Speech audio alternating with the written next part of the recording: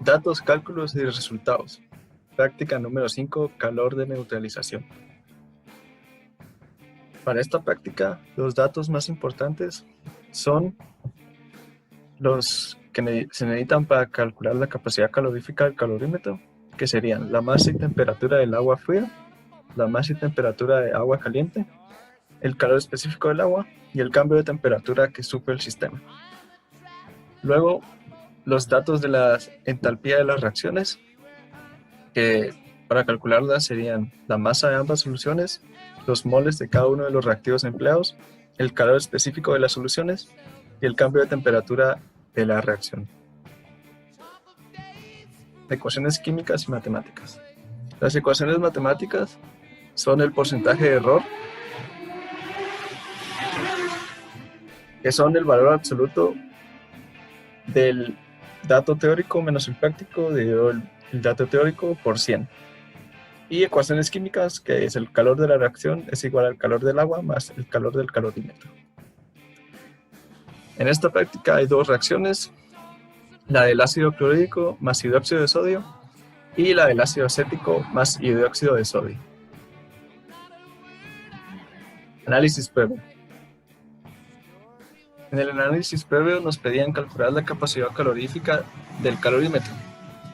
Nos daban la masa y temperatura del agua fría, la masa y temperatura del agua caliente y el cambio de temperatura que sufría la reacción. Con eso, en la ecuación podríamos sustituir los datos que teníamos, que es el calor específico del agua, la masa, el cambio de temperatura, y solamente nos quedaba despejar la capacidad calorífica del calorímetro, que nos quedaba 10.8 joules sobre grado centígrado. La reacción 1. En la reacción 1 nos daban la masa del ácido clorhídrico, la masa del hidróxido de sodio, su valor molar y el cambio de temperatura que sufría la reacción, y nos pedían calcular la entalpía de la reacción. Para ello solamente era despejar los datos en la ecuación y nos quedaba que el calor de la reacción es igual a la capacidad específica del agua, la masa, el cambio de temperatura, más la capacidad específica del agua por la masa por el cambio de temperatura. Y nos queda que el calor de la reacción es menos 707.9328 joules. Y para calcular la entalpía, solamente se dividía ese dato dentro del reactivo limitante, que era 0.013216 mol de ácido clorhídrico. Y la entalpía nos quedaba menos 55 kilojoules por mol. Experimento. En el experimento nos pedían determinar la capacidad calorífica del calorímetro.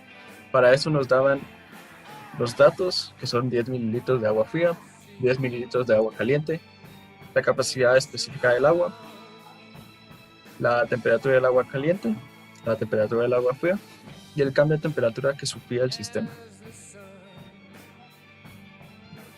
Para calcularlo solamente es como se hizo en el análisis previo, que sería sustituir los datos en la ecuación y luego despejar la capacidad calorífica. Y nos quedaba que la capacidad calorífica era 20.56 joules sobre grado centígrado. En la primera reacción tenemos 10 mililitros de óxido de sodio con su concentración molar y 10 mililitros de ácido clorhídrico con su concentración molar. La capacidad calorífica que vamos a usar es del agua para la reacción, y la delta temperatura que tenemos es de 5.32 grados centígrados.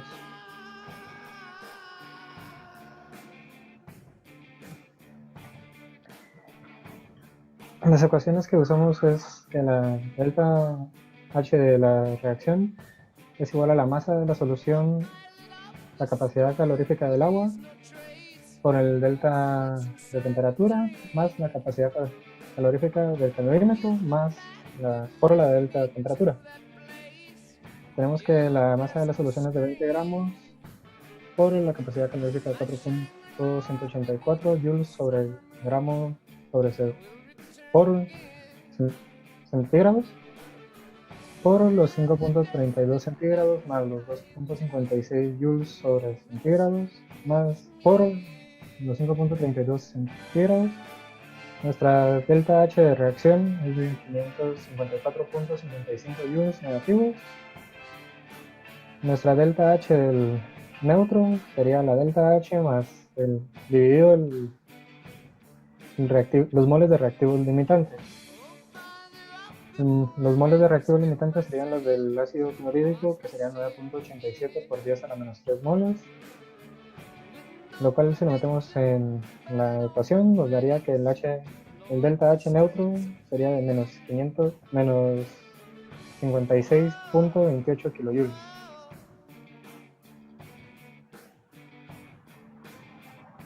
En nuestra segunda reacción tenemos óxido de sodio, los 10 mililitros con su concentración, y tenemos ácido acético de 10 mililitros también en una cantidad de 10 mililitros.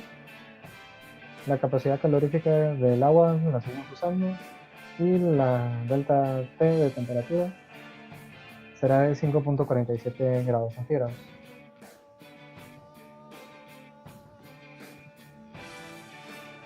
Nuestro delta H de la reacción de esta reacción sería de menos 570.19 joules.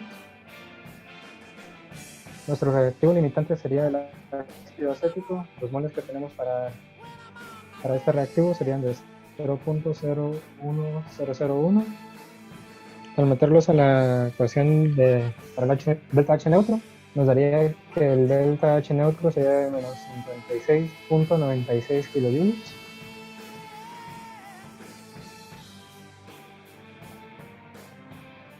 Porcentaje de error.